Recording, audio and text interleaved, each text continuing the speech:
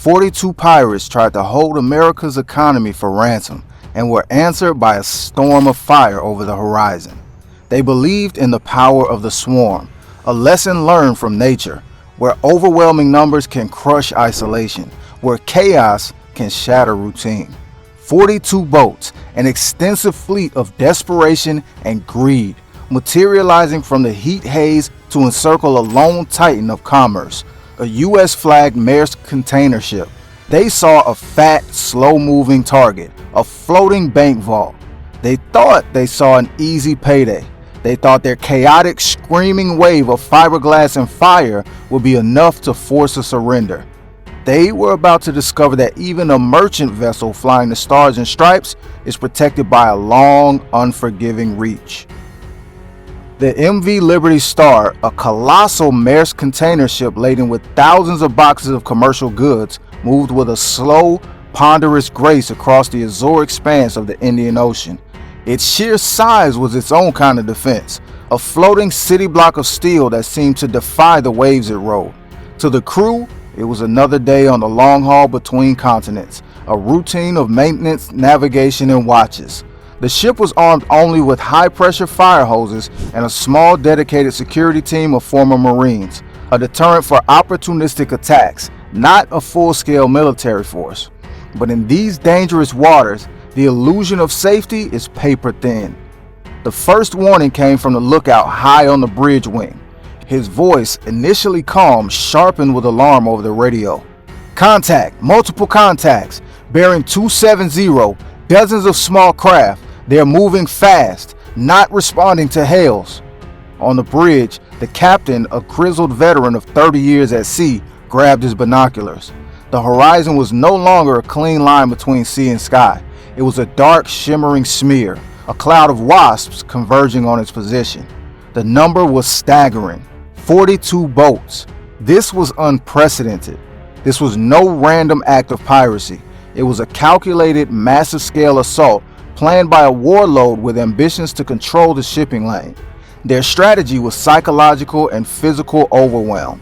The first wave of the fastest skiffs raced ahead, their occupants firing Kalashnikovs and RPGs into the air and water around the Liberty Star's bow, a terrifying display meant to shock and intimidate. The second wave moved to flank the massive ship, their goal to surround it completely and prevent any evasive maneuver.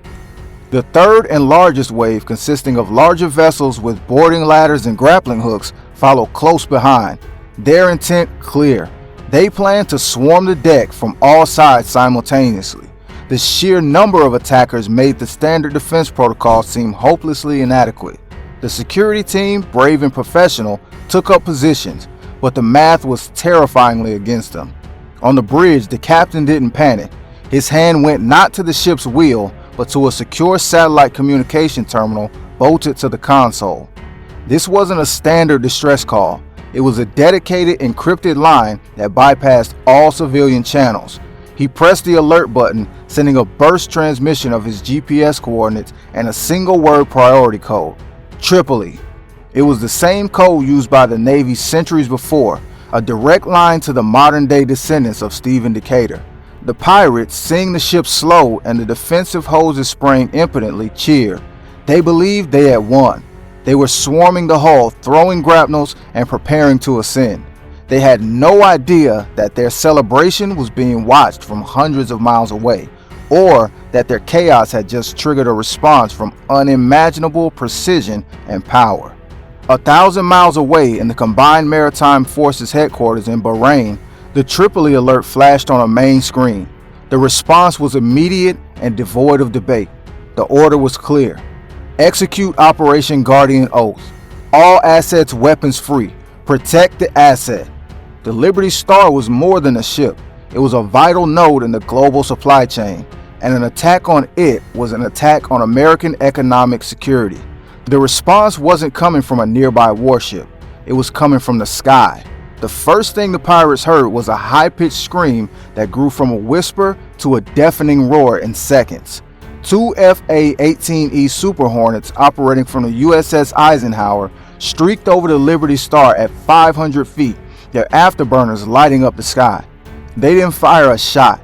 Their first pass was a show of force, a thunderous announcement that the calculus had just changed irrevocably.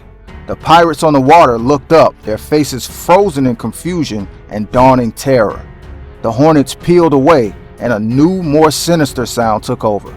The steady, rhythmic thumping of rotor blades, not from one or two helicopters, but from 4 MH-60R Seahawks that emerged opposite direction. They were not here to negotiate.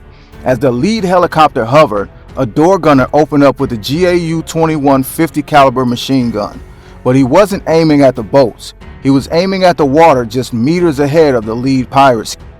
The massive rounds impacted the sea like cannonballs, sending plumes of water and steam into the air. The international signal for stop now. The pirates, stunned and disoriented, ignored it. Some even raised their rifles to fire at the helicopters. That was their final mistake. The captain of the lead Seahawk spoke calmly over the radio. Guardian Actual, be advised, targets are weapons hot, engaging. What happened next was not a battle. It was a systemic dismantling. The helicopters broke formation, each engaging a sector around a massive container ship. The 50 cal machine gun spoke again, this time with lethal intent. They didn't spray, they fired controlled, precise bursts. The target was always the same, the outboard engines of the pirate skiffs. One by one, the screaming engines were silenced, transformed into shattered metal. Skiffs that moments before were charging forward now drifted dead in the water, circling aimlessly. The second wave attempting to flee was met by the Hornets, which had now circled back. A single strafing run of their 20mm rotary cannons sent a line of explosive rounds across the bow of the largest pirate mothership, shredding it and setting its fuel drums on fire. The explosion was massive, a fireball that lit up the afternoon sky and sent a shockwave across the water. The chaos was now entirely one-sided. The pirate swarm had been transformed into a killing field. The third wave, seeing the annihilation of their comrades, turned and tried to flee in every direction, but there was no escape. The helicopters hunted them down, disabling their engines with surgical precision. The once proud armada was now a scattered mess of dead boats, burning wreckage, and desperate men treading water. The entire engagement lasted less than 10 minutes. When the last skiff was neutralized, the Seahawks took up a protective orbit around the Liberty Star. A voice came over the bridge radio. Liberty Star, this is Guardian Actual. Situation is secure. Do you require medical assistance? The captain, watching from the scene of devastation below, could only reply, "Negative, Guardian, and thank you." The aftermath was a lesson in American resolve. The pirates who survived were pulled from the water by the helicopter's rescue hoists. They were zip-tied, searched, and medevaced to the awaiting brig on the Eisenhower. There would be no catch and release, no return to shore minus fuel. They would face justice in a federal court. The message was clear and deliberate. The MV Liberty Star, its hull scarred but its cargo secure, adjusted its course and continued its journey. A testament to the fact that the American flag does not just represent a nation, but a promise of protection that stretches to the farthest corners of the globe. This was more than a defense. It was a declaration of a new reality. It was a demonstration that the American economic security is non-negotiable, and that the tools to protect it are ever present, even if unseen. The strength of the United States is not just in its standing armies, but in its ability to project power instantly and decisively to any point on the globe.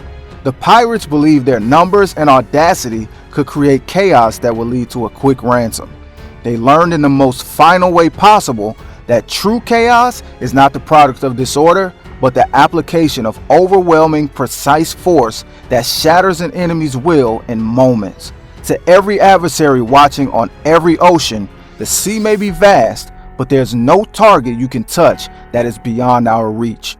You may try to bring the chaos, but we will always answer with the storm, and we will always win.